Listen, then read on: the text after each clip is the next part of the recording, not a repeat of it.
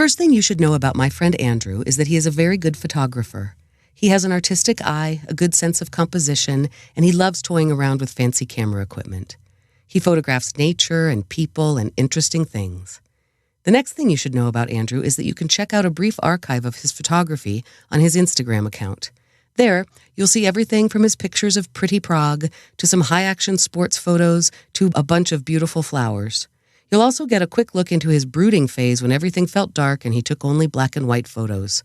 You should definitely follow him at Nwanda Bridges on Instagram.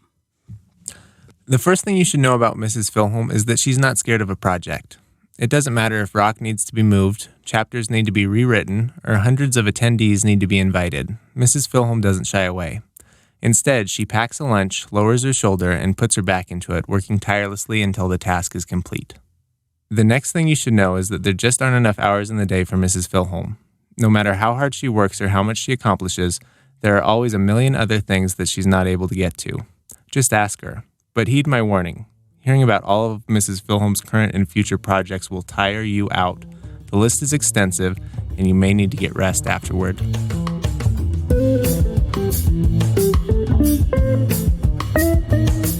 Welcome to Half My Age, a weekly show in which a 25-year-old adult and a 50-year-old child help each other make sense of the world.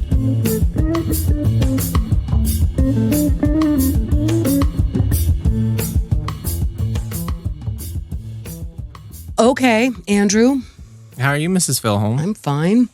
Good. We're recording on a non-day.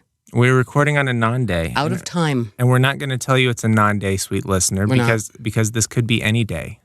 Maybe one of us went on vacation. Mm-hmm. Maybe one of us is deathly ill. Mm-hmm. Maybe we just didn't feel like recording. Mm-hmm. But this goes missing. We're putting a few in the tank to have for in case we need them. Yep. So this episode we're going to try to avoid things that are in super timely. No temporal references. What day even is it? I couldn't say. It's hard to tell by looking outside. Is it summer? Is it winter? Who knows? Hard to know. Well, so then what do we talk about? When we talk about this evergreen, Mr. We talk about timeless things. We talk about... Well, I want to ask you. Actually, this should be kind of fun. I want to ask you if there's anything you saw on your way to the dollhouse today that is not particularly timely. Could be any old day. Nope. I mean, everything that I'm thinking of kind of has to do with weather. Well, I can tell you that today, what'd you say? On my way to the dollhouse on my motorcycle, the weather was inclement, but I couldn't say how. It's one of those days when if you looked at it from a window, you would say, I would not want to ride a motorcycle through that. I wondered about that. I was sort of surprised to see you show up on your motorcycle on an inclement day. I don't really have a lot of options. Yeah. I'm still part of this is kind of temporal because I may not always be part of a one-car household, but I'm part of a one-car household. That's so true. It's either take the motorcycle or stay at home because the car is in use. Mm-hmm. And was it bad? No, it wasn't bad at all. Yeah. It wasn't bad Just at all. Inclement weather, but not terrible. Because it's hard to tell what season it is. Did you see anything good? Because of the inclement weather, I think, set on kind of suddenly. So there are a lot of people out and about scurrying. There's a lot of scurrying for shelter. Mm-hmm. And that's kind of interesting. I in my neighborhood in particular, there aren't a lot of people who walk except for maybe employees on their lunch breaks. And in your neighborhood, there are just a lot of people outside. Mm-hmm. Mm-hmm. Mm-hmm. So I like it. There's a lot of people walking up and down the block generally during all seasons of the year, as far as we can tell. And I kind of like it because it feels like I'm on the route to something.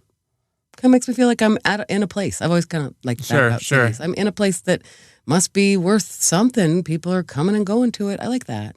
That is nice. Yeah, there's a lot of walking. I mean, as we have discussed, some of it makes me nervous. But there's just a lot of walking. Yeah, people walking to and from jobs in my neighborhood, for sure. And other parts of their lives. And walking to bus lines and things like that. Mm-hmm.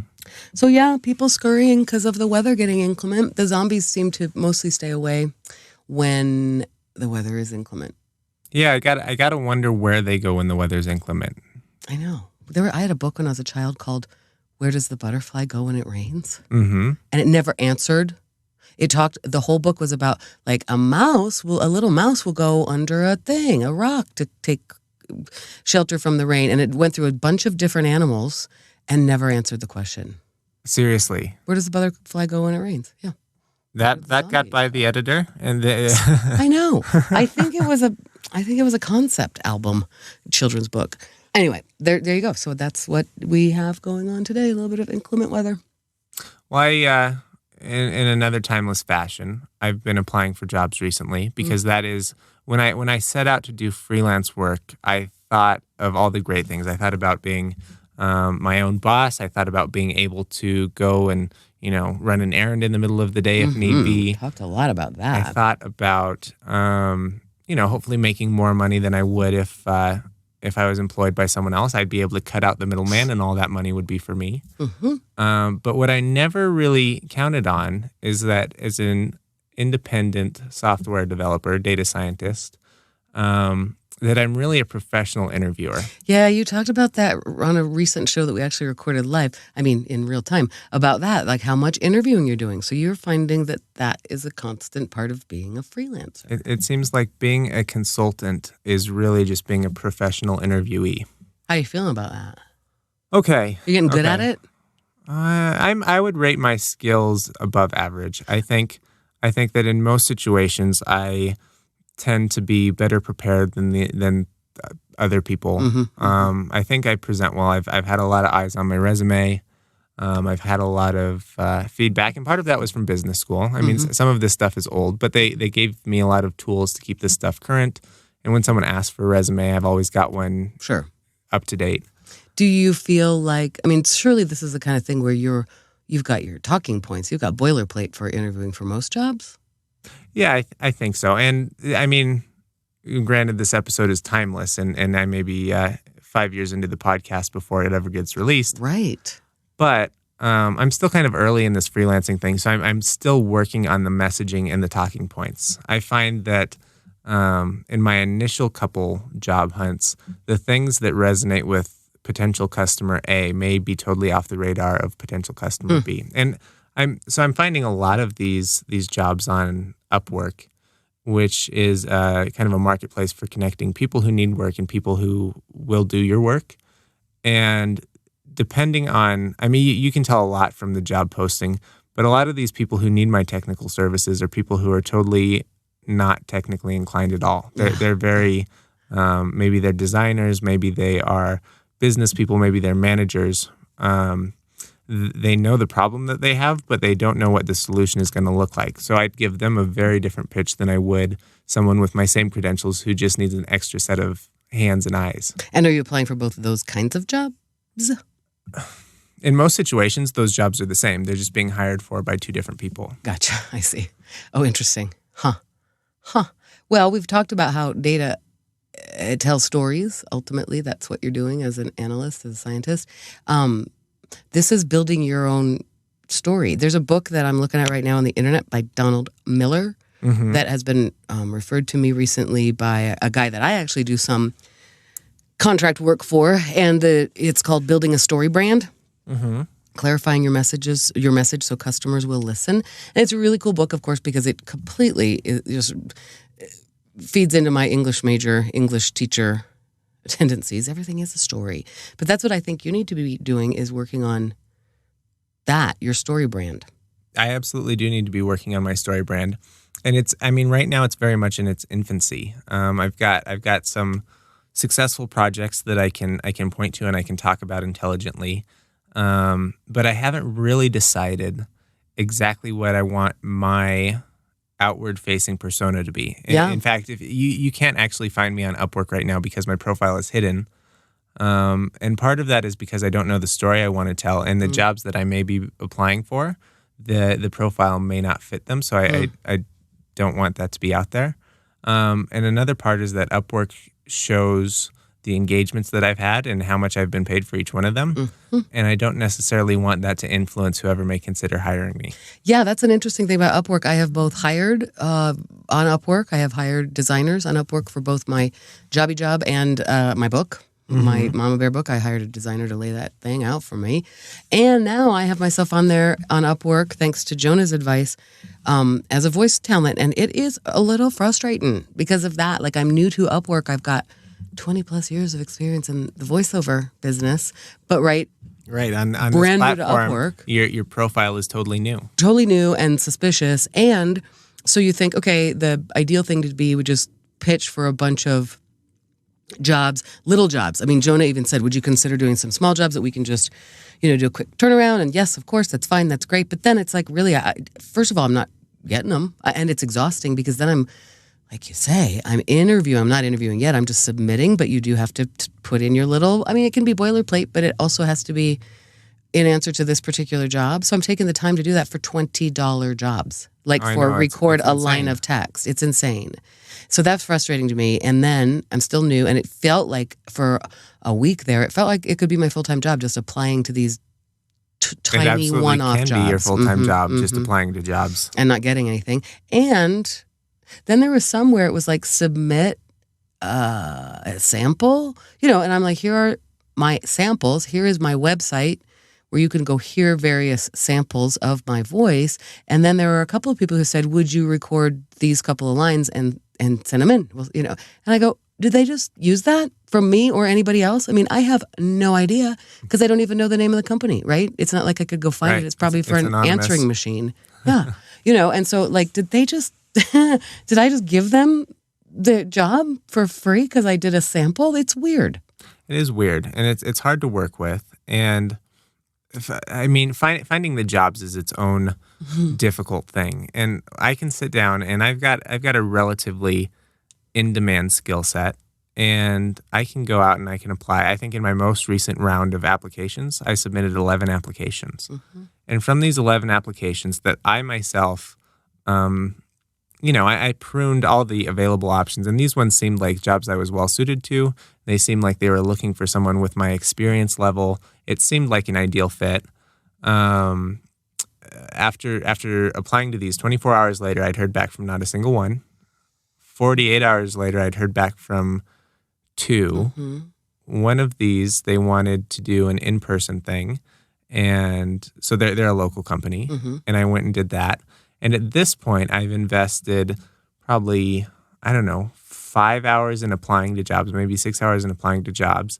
I've invested an hour of getting down into the city, another hour of being interviewed, an hour of going home. So, we're looking at multiple days of lost productivity here. And I still don't have a job out of any of these companies. I'm still waiting to hear on the results of these interviews.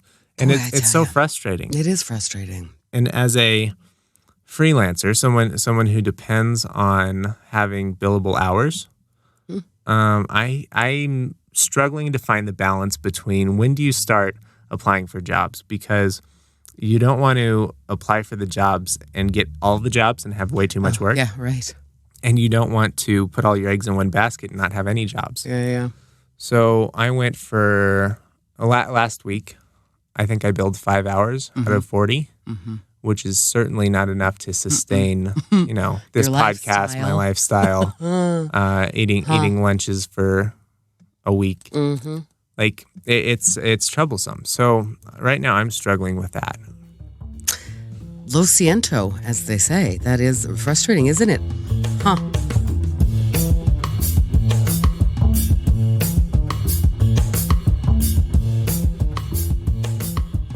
What do you make of it? What are you going to do about it? I'm just going to keep trying, and I'm going to keep working at it. The kicker is that, there's still some jobs out there where the door is open, and I've communicated with the people, and they could still drop at any moment. So I'm hesitant to go out and do another round of applications. Right, like you say, because you can't have all the jobs all at once. Right. Boy, that feels a lot like auditioning. It reminds me, it really is. It's auditioning for shows. It's being an actor pounding the pavement. I'm sure that everyone in a variety of industries has this exact same experience. But it's... But what's the tipping point for you? Is there a point at which you go, okay, I can't. I got to go get a job with that I can rely on? Before I decided to be a freelancer, it was kind of in the back of my mind, and I knew that that would be something I might want to do one day. So I started saving up for that eventuality, and I built up some cushion so that if I fell on my face, I'd be fine for a while.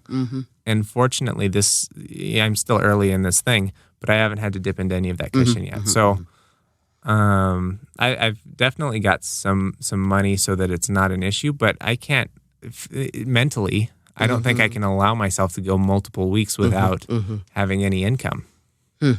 So I'm learning some tricks here. I'm learning, every time you finish an engagement, what you need to do is you need to keep those communication lines open with those happy customers, right? You need to be in their inboxes every couple of weeks just to remind them that you're out there and they actually really enjoyed your work product. Is that right? For them. Yes. And you're doing that via emails to people? I'm doing that via emails, and and text messages. And a lot of these this is kind of a funny thing about Upwork. Upwork would prefer that every communication goes through the Upwork application. Right. And for most people, that just does not work. I myself, and even when I hired Jonah through Upwork, there's something about their notification system where maybe it thinks it got me on the computer, so it doesn't alert me on the phone or whatever. But I miss almost 100% of the messages he sends me. Oh. And I have to go back and open up the app to see that he sent something 6 hours ago. Interesting. So the moral of the story is that Upwork situation doesn't work very well. So most of the time I use email and text messages, phone calls. Yeah.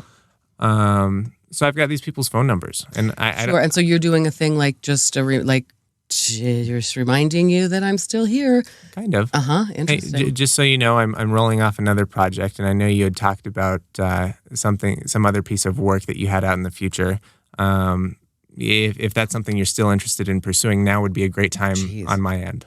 That's full-time marketing communications right there. Yeah, it has to be. It sure does, right? You are your product, and nobody cares more than you about it. That seems sensible, Andrew, to keep in that kind of touch. That's brilliant. It is sensible. And, right now, I am young. I don't have that many former clients, so it's easy. I can imagine that this gets much more difficult when there are 10s or 20s of people that I want to stay in contact with. But theoretically, the act of finding a job should become a lot easier when you do have those happy customers sitting out there. Yeah, totally right. And I mean, the truth is, I remember during my Mama Bear speaking gigs, I realized that the power of suggesting at the very end of my little show, here's a way that you can bring me back. Like while I'm in it, while everybody's happy and clapping, that's something I hadn't done. I hadn't made an ask. And to go, I can come back and do a different version of this. I can come back and do a class on an improv class for parents, which can be really fun, and how to communicate with teenagers, and it's fun and funny and interactive. I just sort of dropped those ideas, and it actually has worked. I have actually had schools call me back for the next year, or just different set of parents or whatever, or slightly different. Can you amend your message this way? And that was a helpful thing. And I certainly do not keep in touch with those people on my mailing list because I also don't want to be a pain. But yeah, obviously it makes some sense to.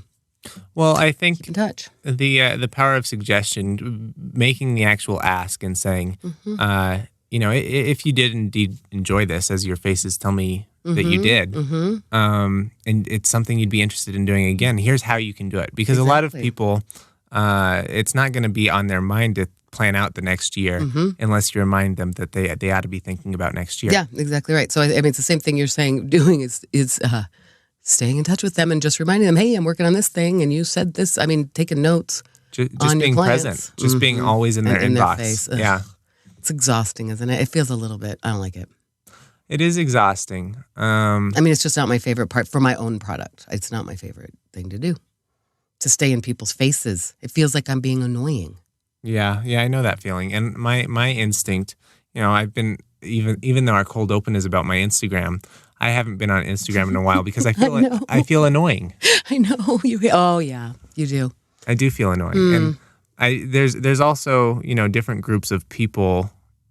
Your personal Instagram versus the Instagram that you run for work, versus the Instagram of people who might listen to this podcast. There's a lot of different audiences and content that the podcast audience would love to hear about podcast stuff, but I don't know that all my friends and family also want to hear about podcast stuff. And I feel a little guilty.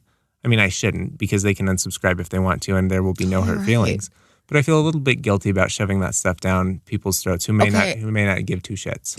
Often on this podcast, you are the one telling me that it's better than I think and our sponsors are not doing charity work. So I'm going to try to play that side of it for you right now, because the content that you can put out about the podcast is not annoying. It's hilarious.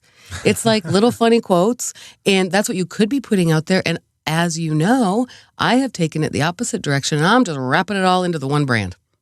It's all just me. It's all out there on the same social media channels. I think you think it's annoying based on what you're saying, and you wrote a cold open about it at some point in time about me making use of my Instagram, and I don't care. Instagram is so fast and just goes. I have people who post several pictures a day to Instagram. Like, I think you're not supposed to do that. It's ephemeral. It just zooms by in the rushing waters that is the internet. Right. I don't care. And it's so visual. Zoop, zoop, zoop, zoop. I can't imagine. I mean, maybe you can tell me to curate my social media better if I need to do that, because I don't mean to be rude. But I also think people don't. I mean, how rude is it? Putting something out there, try to be a little bit funny about it. I mean, it's always an ask like, listen to our podcast. No, not even that. We don't much care if you listen to our podcast, except for the sponsorship reads that we are going to make all our money on. But I need you to download it. That's what I was saying to people, especially in the very, very early days. And so that's all I'm doing. I don't care. I don't think I care, but I'm just wrapping it all into one brand, which could get me in trouble eventually. I remember at one point I was kind of advised, do not tell people you do stand-up comedy when you're trying to be a parenting expert. But so much of the stand-up comedy that I do feeds the Beyond Mama Bear presentation, which has become quite funny. And now I just go, no, it's the whole thing. It's okay. I mean, you should know that it's going to be funny when you come see me if you're paying attention to my social media. So I try to wrap it all together, Andrew. Just bring it all together under one umbrella brand. Me. Mm-hmm. Don't know that it's advisable. I'm also not applying for jobs with my social media like data science jobs. I'm applying for jobs on Upwork like voiceover jobs and announcing jobs. And then those people should certainly listen to my podcast to hear my dulcet tones, right? Absolutely. So it's all one brand. Do you think that's not advisable? Should I undo that? I don't know. Unfortunately, it's still the early days of this stuff. We don't know how these teen influencers age. Right? We've got we've got our first president who's got a real Twitter history to contend with, and for better or worse, I can't tell if it's affected him at all. Maybe your whatever you post on social media, even though it lives forever, maybe it doesn't matter. Maybe. Yeah, it's ephemeral, like you said. I don't know, but do you think that I personally should be not doing that? No, you follow your heart. Also, do whatever you want. That's like the first time that you've said to me lately, follow my heart. I think that's a weird new phrase of yours. I tell it to a lot of people. Have you always? Seems kind of new. I actually picked it up from one of my buddies in high school. And this buddy, he went on to become the student body president at Yale. Super smart young guy. And now he's serving in the Navy. Thank you for your service. And he would say goofy things like that, like you're reading the back of a VHS tape about some movie, and it'd be follow your heart and everything will turn out great, or that sort of thing. And I like that phrase. I was going to say that it feels to me when you say that phrase a little bit ironical, a little bit offensive. Like you're being why is it offensive? You're being a little bit. Like I'm not considering that your question is a real valid question. Yeah, it's dismissive. But I thought, no, it's follow your heart. He can. And now you've told me the whole story of it. It's everything I thought it was. Well, follow your heart. I don't care about your social media feed. The truth is, you worry about being annoying on Instagram, but you are more annoyed by Instagram lately, I think. You said you're not even going on it. No. Any of the social medias. I took it off my phone. Every influencer does this once a year, and then they make 3 videos talking about how they went off Instagram or Twitter or whatever. And truthfully, I don't know that it makes a humongous difference. Instead of wasting my time on Instagram, I waste my time on other things. Now it's Google News. Yeah, right. I know. Isn't that funny? Okay, well, anyway, doesn't matter. I don't care. I'm just wrapping it all into one brand that I'm putting out there for my freelancing jobs. And like you're saying, will it come back to bite me at such point that I want to be considered? I know, exactly. For a serious job? Probably not at this point. But you never know. No, I think, Can it hurt you? Maybe. Lives in perpetuity also doesn't. It's just ephemera. That's right. I think there should be the argument. You know what? We're all contending with this right now. Everyone in my generation, in particular, we grew up. I had a Facebook, if not in high school, if not in middle school, definitely in high school, right?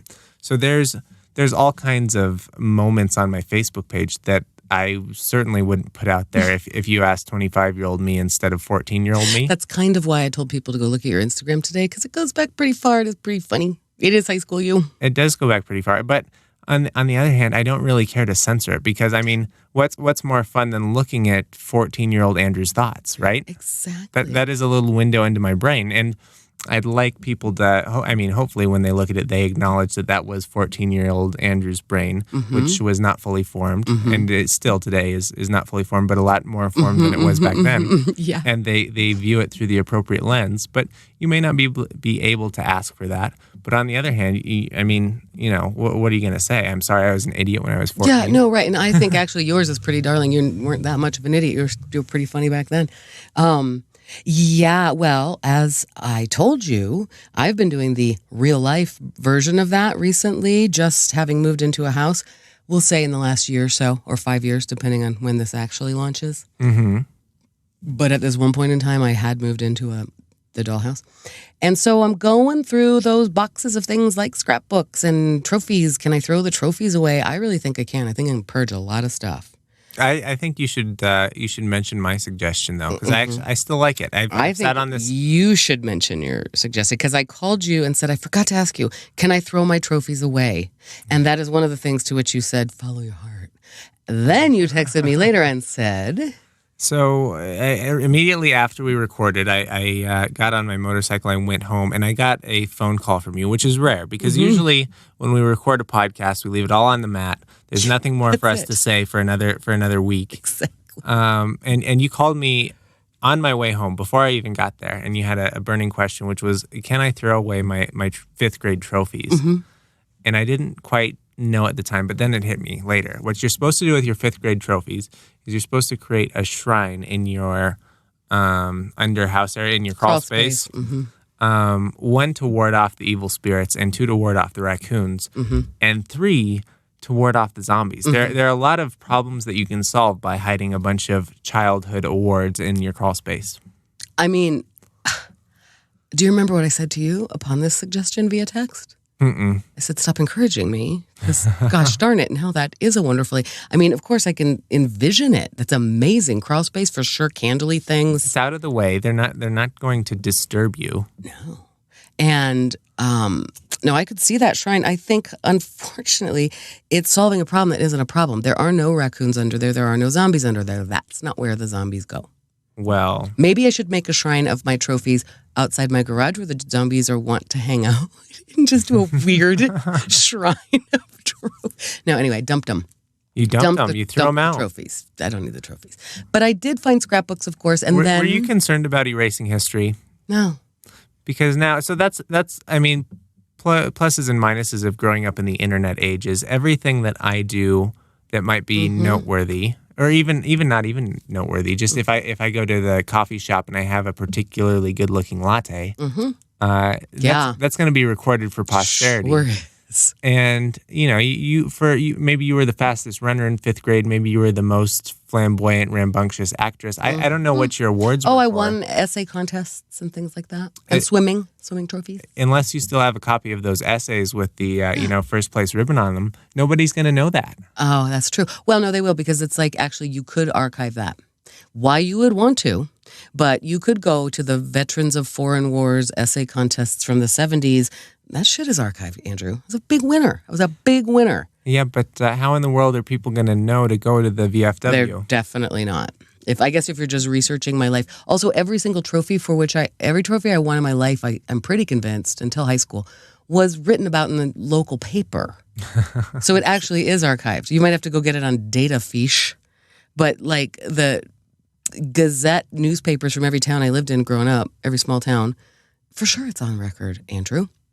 And then I found a bunch of scrapbooks, which I didn't throw away, but it has been this weird thing, as I was showing you a little bit, of going through and seeing there appears to be one scrapbook full of my college year pictures. Mm-hmm. And I have any more than that? We did not have cameras. I had a camera in college, and when it broke, and I didn't have a camera for years. So that is so weird. Mm-hmm. So there are a few, and the quality of the photos is just terrible because you're taking it with a pretty terrible camera. Sure, and you only get one shot, and you don't really know how it turned out until after you get the rollback from the developers. Exactly, and yet I stuck them all in these sleeves. So that is pretty funny to look back and see, like you're saying, your 14-year-old self, me looking back and seeing my 20-year-old self. Oh my God.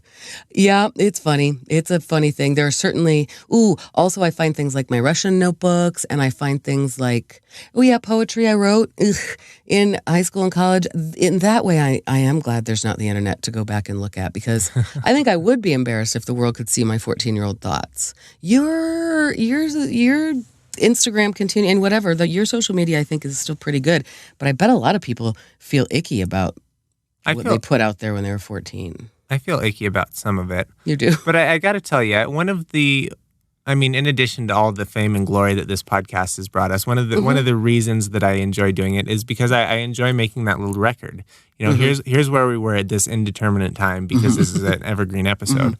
But it's a lot of how we're thinking, what we're thinking about, and I hope that should I ever have an interested grandchild, they could come back and they could listen to these.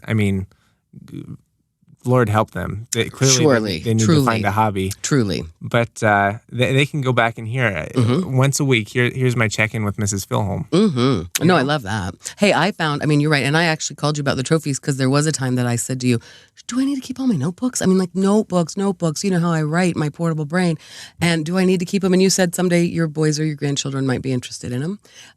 I found, as I'm doing all of this unpacking over the past whatever, a letter handwritten to me by my grandfather. Really? Mm-hmm. That's sweet. Good golly, I know it. And this is not a man who wrote many letters in his life, and certainly not many to me. I have a lot of cousins, but there it was, written in his handwriting. That is everything.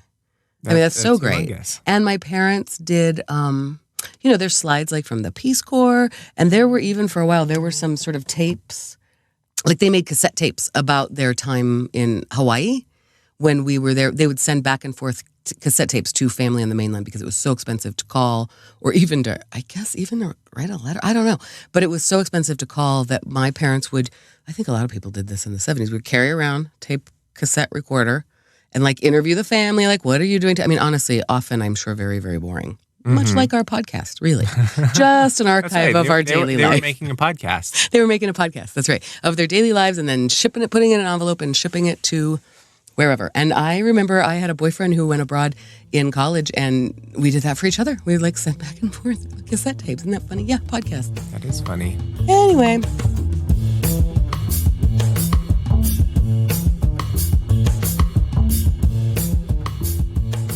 At the end of grade school, my parents got my older brother and I a cell phone to share.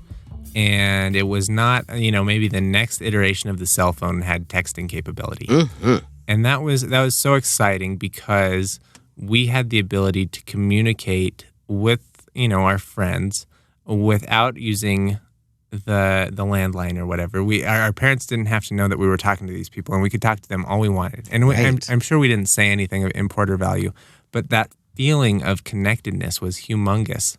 And since then, it's only become, I suppose, worse. Now, we can send 1 million messages an hour. It doesn't cost us a thing. Back then, the initial text messages, they were 5 cents a piece. It was insane. Mm-hmm. Isn't that funny?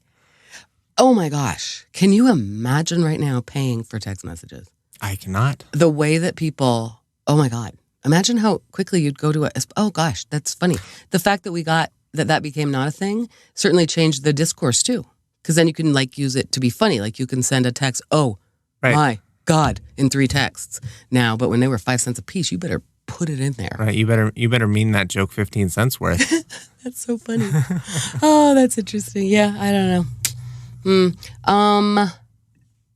What else you got? I want to ask you back to Upwork, if we may. Yeah, let's go back to Upwork. Well, because as you know, I do a lot of this kind of side hustle-y stuff like voiceover work, which I like a lot.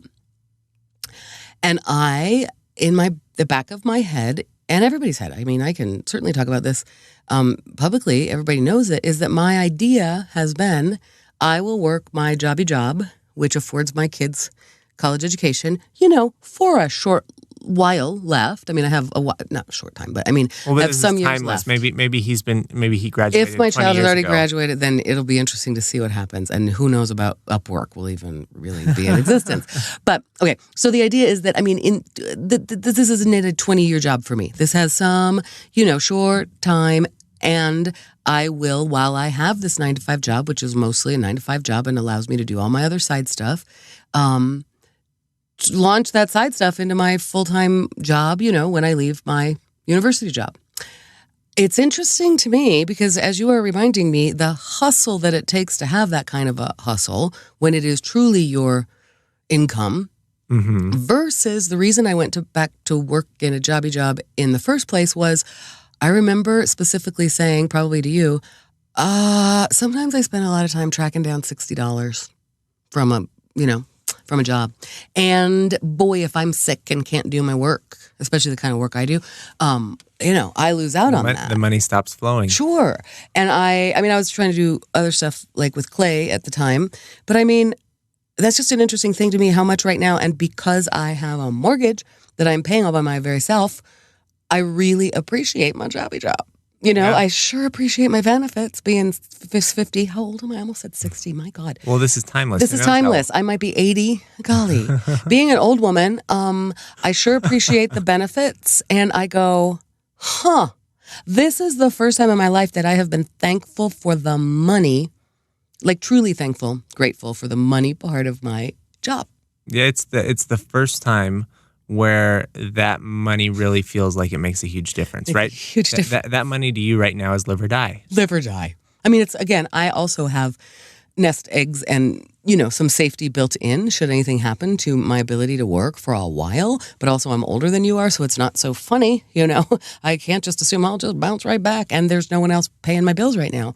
So, oh boy, that's interesting. And I really have just always automatically thought I'm going to get turn these side hustles into my full-time gig. And I go, or do I even want to do that? And then I have to think about whatever it is. I have a lot of things. You talked about it in your cold open. I have a lot of things I want to do. I have a lot of jobs I want to do. Is it worth it to me to invest in, for example, building up my Upwork portfolio, doing jobs that maybe I don't even want to do for $20? But okay, it was like, let's just get the volume. Let's just get a bunch of them. And then I go, I don't know that I like spending my time doing that. However, are the voiceover jobs that I now get from a variety of sources, mostly word of mouth, I mean, that's going to dry up. Where am I going to get the voiceover jobs? You asked me that recently. Like, where are you going to get the voiceover? I don't know, because Upwork doesn't seem like I want to be investing my time in getting the jobs there. Does that make sense? Sure. I don't want to be doing voiceover jobs like that where I have to hustle and send in things for a 2-line job. I wish I had more advice to give from experience, but I can definitely tell you that the hustle of getting those $20 jobs is the juice is not worth the squeeze. And I've on my Upwork profile, the very first job I had was for $20, and it was one of those situations where the job itself was worth more than $20. And then the back and forth, you spend 6 hours going back and forth making tweaks and changes. And it's like, good Lord, I made far less than minimum wage. Not only I should have been driving for Uber, I should have been making Nike sneakers in Asia. I should have done something else because this was just not worth it. That's it, not worth it. And I don't know, if you don't look at those jobs and you only go for the more higher paying expensive jobs, how many more applications do you have to send out before one of them bites? I have no idea. I know, I don't either. I know, exactly right. And then I don't know, it's funny. And like for my deal, for the voiceover industry, the whole thing has changed and it seems cool. I mean, it's like podcasting world, everything's accessible.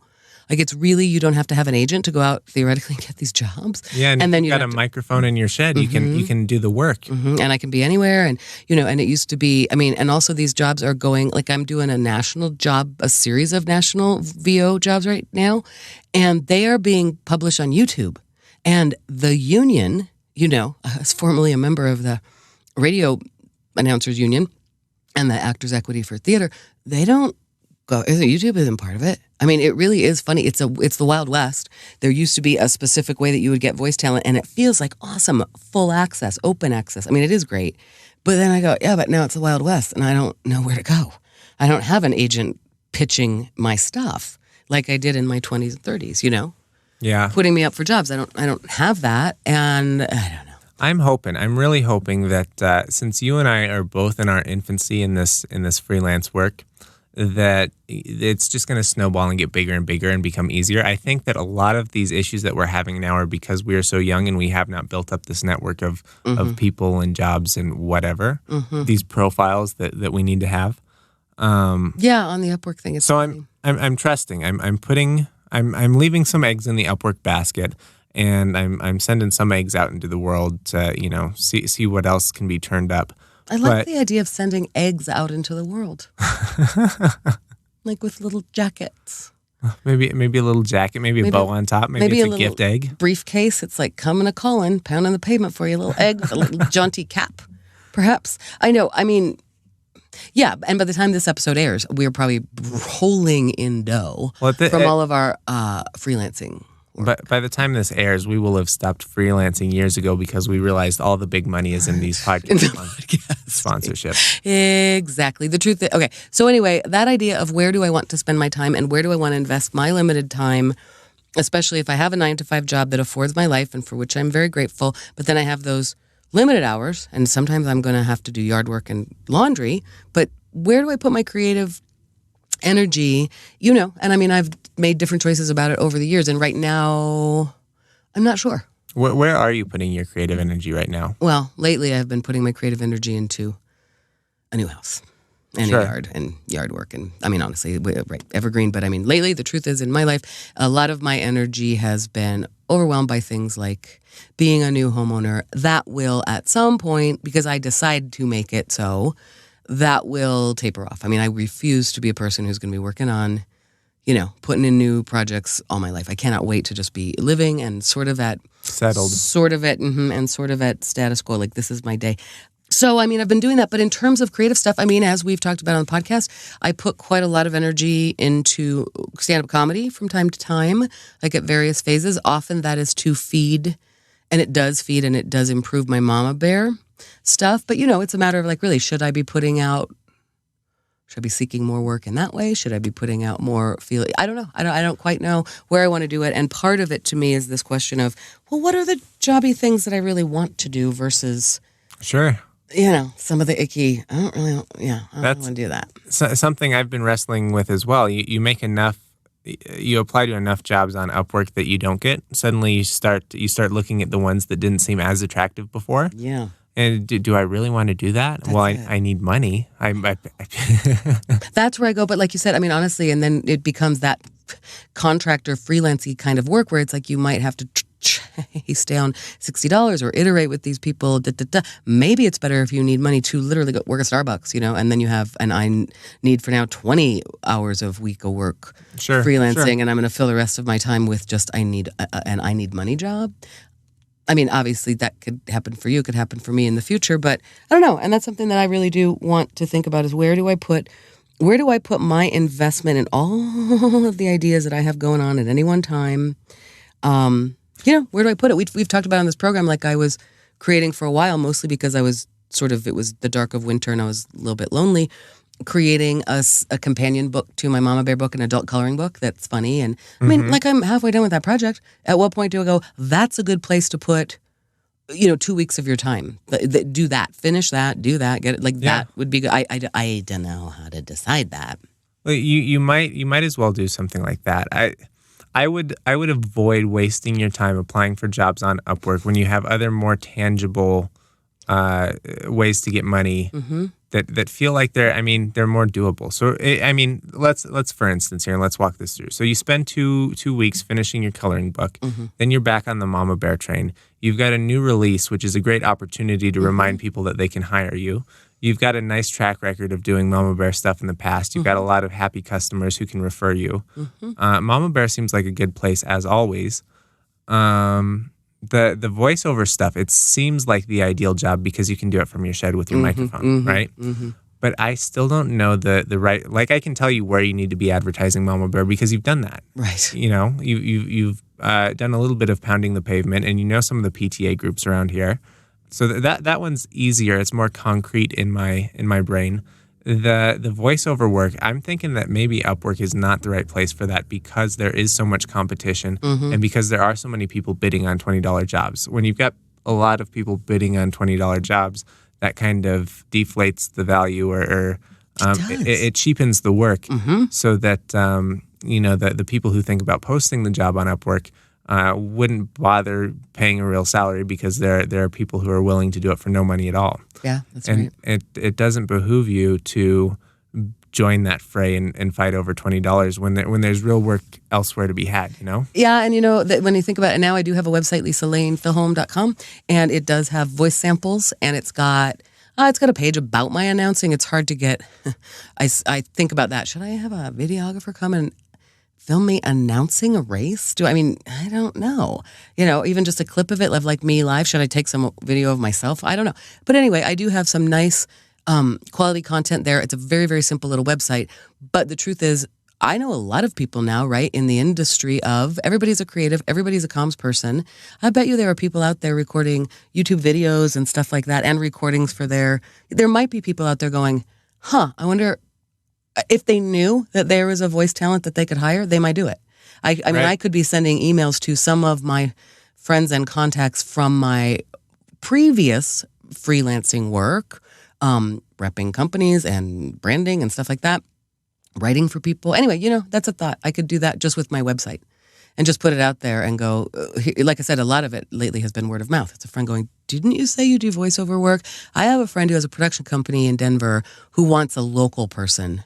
Isn't that you? And then we met, and then I kept submitting, and that's turned into a series of jobs for me. So yeah, I think that's probably right, and that's still worth putting my time into. I think, again, like you're saying, the Mama Bear thing might be more worth it. I also wonder, it doesn't seem that hard to go, especially now that I have a website that makes a little bit of sense, to campaign for more announcing jobs. I mean, just to reach out to the other race management companies. And most of them that I do are for one or two race management companies in Denver. There are races and everything, events going on all the time. There's a 5K every weekend. Every weekend. And sometimes those people are not paying, and sometimes they have a legacy person. But yeah, just putting myself out there for things like that. I think that might be a smarter way to approach getting voiceover work. And now that I do have this system, and also we know Jonah, I can deliver a completely finished product myself, which didn't used to be the case. I used to have to go find a studio to record or whatever. So that's cool. So yeah, I don't know. Those are places that I want to put my energy, and it's really just a matter of honestly figuring it out. I'm pretty good when I have a goal. You mentioned it in your cold open. Like when I decide this is what I'm going to finish, I'm pretty good about going, this is what I'm finishing, and this is what I focus on for the next few weeks. Yeah, my life, because of being divorced in the year 2019, whether we release this then or now or later, at a certain point in my life, I was divorced, and there was just a lot of change and a lot of disruption and a lot of turmoil in my life in the past several months. And so I have not, we've talked about it. I did comedy during those months more than usual, partly because I needed it. Because I didn't have other stuff. I didn't know what was next for me, and it was kind of crack brain, it calms it down. And now that I am more like, okay, now I can decide what my life is going to be next. How do I make those decisions, right? So I think you're right. Putting investment into things like another product for Mama Bear is probably smart because it's not that far away from completion. All right, well, good, Andrew. We'll get on that. By the time this drops, that book will probably have sold. It'll be a bestseller. It'll have gone triple platinum. Triple platinum on the charts by the time this drops.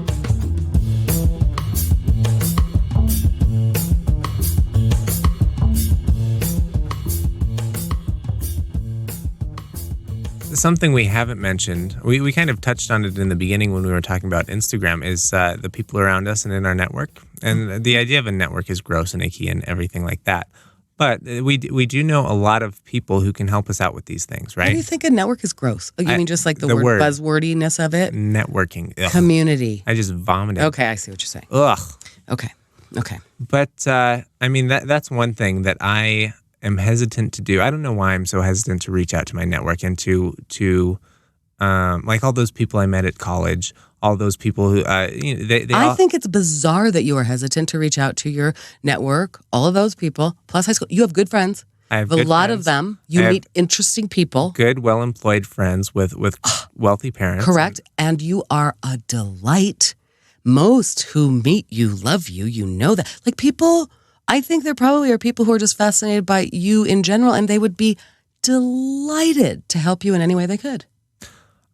I think I don't want to say it, but I think you're probably right. And if I'm right. you and I are both doing ourselves a disservice by not casting that net wide, letting people know what we're looking for, and having them do the work for us of bringing us jobs and finding situations where we'd be a good fit. Seriously, no kidding. And both for your work, right? Data science, I mean, it will help you. Your next task is to build your story brand, right? It will help you to have the boilerplate, which you've already talked about working on, like having to explain to somebody not your generation who is interested in hiring you to do something and having to explain what is a data scientist, that kind of thing, having that boilerplate. But then, reaching out, my gosh, for those jobs. And really, I mean...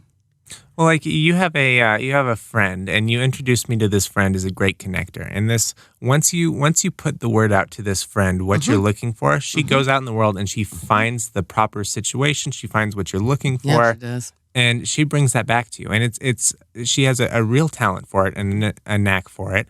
And you and I probably have 10 of these friends that we just haven't thought to ask yet. So I can't help but think that. If we were more intentional about making the ask and putting it out there in the right way, that we might have some more things fall into our lap. I should more think opportunities. So. Yes, and you're right. And to keep working that on a way, which is why, to me, there's a certain wisdom to just keeping my social media, active. I mean, sometimes I know I post too much, but there are days and weeks that I don't post much of anything. But just kind of keeping that presence, because to me, that is a little bit like just personally having a mowed front yard. Well, by keeping that active, you actually have done an excellent job of bringing podcast listeners into the fold who might otherwise not have found us or thought to listen. Or know what a podcast is. Sure. Which is interesting to me. And that's so funny to me too, right? Because that is like, oh golly, especially I spend a lot of time alone now, and I spend a lot of time working on projects where... whatever, I don't know. I listen to podcasts I'm such a junkie all day long. That is my go-to, has been for quite some time. And I still have people in my life who are like, what is a podcast? And when would I listen to it? Like they don't. Sure. How does this fit into my life? I listen to radio when I'm in the car. And I can also understand that, well, you know what? A lot of times when I'm listening to things, I have my earbuds in, right? And I'm walking around doing my stuff. A lot of the people I'm talking about have children at home. My peers, my friends, or, neighbors and people, like some of the people who are listening or who are interested in listening and go, it's that you by nature tune out from the rest of the world when you're listening to a podcast in your earphones. And that is not something that you can do very readily when you live with a family. Sure. Without being a jerk. And now I don't live with a family, so I can do it all day long, Andrew. I wonder if by the time this podcast comes out, this particular episode, first of all, I wonder if our listeners are so sick of us talking about how it's so evergreen. I wonder if by then I will be lonely, because I hear myself sometimes defending this position that I have right now. And then I go, am I sounding shrill? Am I protesting too much? I don't feel lonely. And I wonder if I will by then. Maybe someday in the future I'm going to feel lonely. Don't feel lonely. Well, it comes and goes, I guess. I think I've gone through phases. It's kind of, we've talked previously about how mothers of school children, they're excited when the summer comes, and they're also just as excited when the school year comes. Like it's good to have change. And I think that loneliness is probably the same way. The second you come out of a relationship, the last thing you can think about or have interest in is a new relationship. So loneliness, it doesn't rear its head. It's not around. No. It doesn't feel like a thing. You know what, though? I don't think that's necessarily true, because a lot of people from my divorce class, and really I'm talking like when I say I'm defending it, like, no, I'm not lonely. I'm talking about other people also recently divorced who are going, I'm just so lonely. Like, I'm thinking about joining Match.com, Lisa. Like, I mean, literally, they say those words. Phase. Yeah, must be. Right. Here's the thing. I've come off of not just a relationship ending, of 22 years of feeling like people were hanging on me and needing every ounce of my energy. And that's part of it, is that just still the heady feeling of like, I can decide today what I'm doing. Sure. And also then I really think back about it. I don't know that this is so stupid to say, because when I'm deeply lonely, I'm going to really regret it. I don't know that I've ever been lonely. I don't know that that's a thing I recognize. I mean, I don't feel good all the time. I mean, I feel, even now, I don't feel lonely. I do feel like sometimes, not worthy of love and affection, or I worry that I'm going to die alone in the shower because no one is here. I really sorry. Yeah. Since you mentioned earlier in the podcast that you may be an old lady, we need to get you one of those life alert things, because if you're going to be at home alone. That's what I'm saying. I need a freaking life alert. You need a medical necklace that will alert the people when you fall. I mean, okay, so I do worry about that a little bit, but I do not really know that I have ever, like when I don't know that lonely is a thing that I feel like, I wish I had someone to play with. I always feel like there's always someone to play with. Sometimes I don't want to. Yeah. I always feel like there's, well, as you know, you've discussed, I feel like there's so much to do and so many people to talk to and I never feel like there is space to get, I don't know, and lonely, and I like being alone. Yeah, there's a lot to be said for... I'm delightful company, Andrew, is what we're getting loneliness. Well, if you want me to go, just say so. No, not at all. But like there are, I don't know, it's just funny. And I just wonder if that, obviously, I just suspect that in the future there's going to be a moment where I'm so desperately lonely that I can't get off the floor. But I go, I'm a lot of other things, but it's not lonely. You're going to be listening to this evergreen content and you're going to be yelling. You're going to say, screaming, screw you, shut up. Stupid girl. Take it back. Stupid girl. Golly. I don't know. Like I said, I am a lot of other things. I am scared sometimes. I am fragile. I am really misguided a lot of the time. I mean, I worry about being enough. I worry about being too much. It's not like I'm sitting here just totally at peace, but I don't think I'm lonely. And like I said, that is a thing that that's a divorced lady thing. I mean, it's a divorced person thing, men too. In fact, I remember discussing this at a party with a guy and he was kind of like, yeah, you are. You're lonely. And I went, oh, now I'm wondering if I am defensive and telling myself a lie, because everybody is acting like it is. Of course you are. I mean, my gosh, you had this whole family life and now you're by yourself and it's going to be lonely. And I'm going, it's not lonely. It's a lot of things, but it's not lonely.